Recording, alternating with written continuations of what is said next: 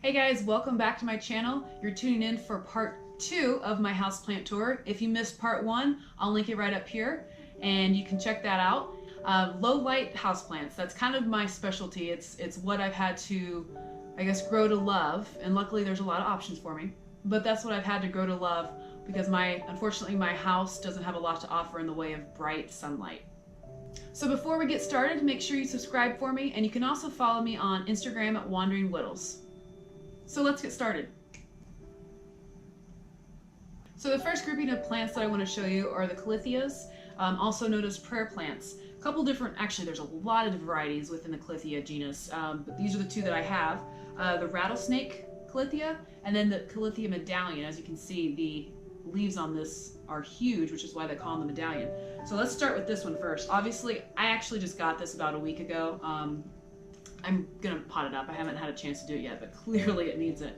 So what's cool about these guys is they actually move. So right now, these two are in their kind of upright position, their sleeping position. That's why they call them prayer plants, because it looks like they're praying, their leaves are praying. So that's really neat about this plant, is that it actually moves. I'm thinking I'm gonna do a time lapse on these just to show. I think it'll be pretty neat. So what's really good about these as far as low light is they thrive in low light. In their natural habitat, they actually grow on the forest floor. So they really, really like low light to medium light. If they get into full, they will burn. So just FYI, they will absolutely burn. I'm going to set this one down for 1 second. They also like to be kept moist. They like humid environments. If they are soggy, they are very, very prone to root rot. So you want to water well to the point that the soil stays moist, but you never want it to be soggy. They do not like wet feet. A couple things I learned the hard way on these guys. This is not my only medallion. I actually have one right over there that I'm not going to show you because it's kind of sad looking. You have to be very careful about two things other than your normal care of, watering and your normal care of sunlight. Is these guys are very sensitive to the type of water that you are giving them. So you will notice that I have some burning on my leaves. I've actually had to cut about 4 leaves off in probably the past 2 weeks. I've troubleshooted it, and I'm pretty sure it's because of the water, and that is the chlorine and the fluoride and possibly the salts that are in our tap water. So as of right now, I am going to be watering these with distilled water. I'll probably switch to a lot of my houseplants watering distilled water, just because of the things that are in our waters, unfortunately. We shouldn't be drinking some of this stuff anyways, but unfortunately the additives that are in our natural tap water, on top of your location where you are, you could have a high salt content, that kind of thing. Our plants don't like it. Some of our plants are very, very sensitive to that, and this is one of the genus that are. So yeah, unfortunately I had to find that out the hard way, so I have a couple more leaves that I'm probably going to have to prune off because of that, and now I know I'm watering it the correct way. The other thing that can go wrong with these guys is fertilizer. They do not like a lot of fertilizer. You should fertilize them, don't get me wrong, but you really want to do half of the recommended amount. But a water-soluble fertilizer is going to be best for this.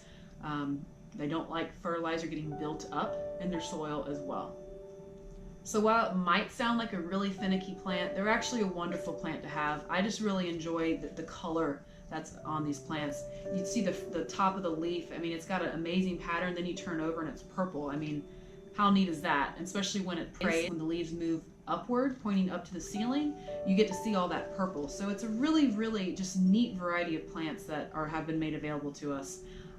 Again, there are a couple little things that you have to remember with these guys, but once you have it down, you have the pattern down, these should be very, very easy to grow in low to medium light situations, as long as you keep them well watered and moist in a humid environment.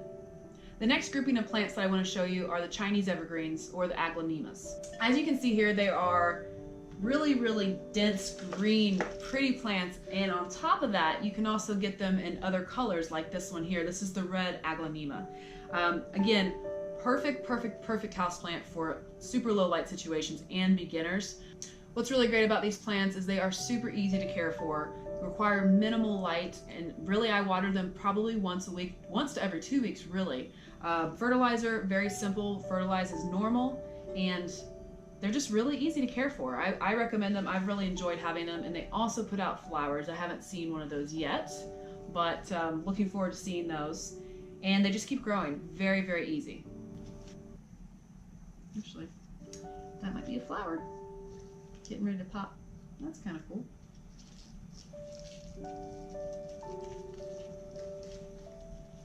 Next grouping of plants that I'd like to show you are my Peperomia collection. So what I like about these houseplants is they are very similar to care as far as watering as succulents, but they don't require as much light. And you will notice one thing about my houseplant collection: I don't have any succulents because I don't have the light for them to grow. So this is the next best thing for me. Again, low to medium light requirements, and watering, honestly, you want to make sure the entire soil or root ball is completely dry before you water. I usually just tell it by picking it up, and if it feels light, then it needs to be watered. For instance, this one is light, time for it to water. This is my variegated Peperomia. What I really like about this is just the color on the leaves and really the texture of the leaf. It feels very similar to a succulent, kind of a rubbery texture. So that's pretty neat with this guy. The next one that I want to show you is going to be the Happy Bean Peperomia. I was instantly attracted to this. Again, it looks like a succulent, but it's not. And that way, for me, I can grow it because I don't need full sun for this guy. I do want to give this guy probably more medium light, and where I have him right now, he is getting that, so that's a good thing. But again, same watering situation. As you can tell with the leaves, they look like little pea pods. Again, on this guy, you just want to make sure that the pot is light before you water. The next Peperomia that I have is going to be my watermelon Peperomia. I am honestly so excited about this guy. I want him to get so much bigger. I'm very, very excited. I mean, look at the size of this leaf right here. That is really, really cool. Same texture as my variegated Peperomia, just that kind of rubbery, feels like a succulent, and same watering situation with this guy. I probably on him, I'd give him a little bit more of a medium light if I have that option. And this particular Peperomia is subject to root rot, so do make sure that the soil is totally dry before you water and it's not staying wet or soggy. And last but not least, my Ripple Peperomia. This guy has a couple little flowers coming out.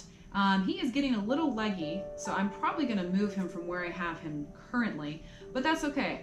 I'm just happy that I can grow him, and I'm okay with that. The color in him, I really, really like the purple, and you can see he's starting to transition to a little bit of green. That's because he's not getting the light that he probably needs to keep that purple.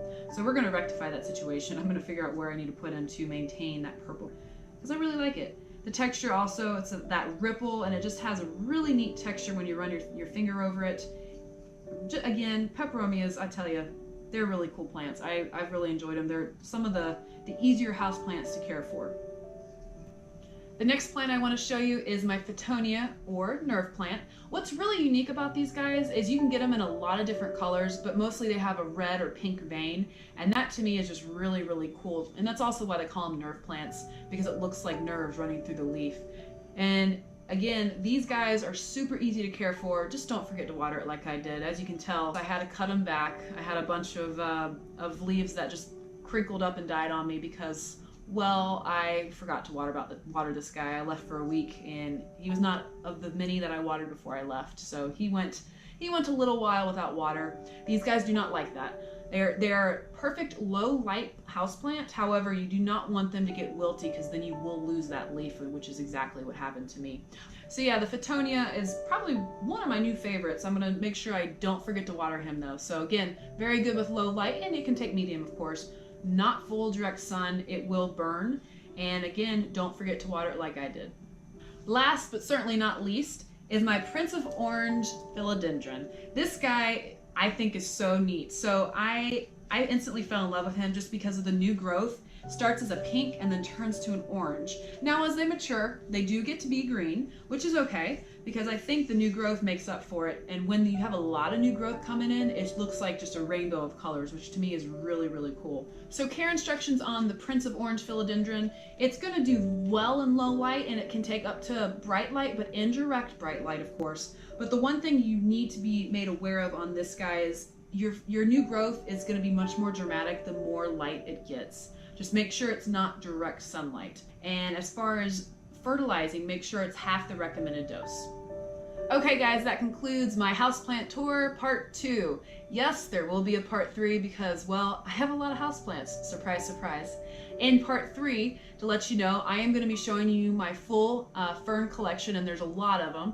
And I'm going to show you kind of my trials and tribulations with those guys. We've had some creative differences, just to say the least. I'm going to show you my massive philodendron. I love this guy. He makes me so happy. And then I'm also going to show you a limelight dracaena. So stay tuned. If you haven't already done so, make sure you subscribe to my channel so that you don't miss any more videos. And also click that bell up at your top right-hand corner for me. Have a great day.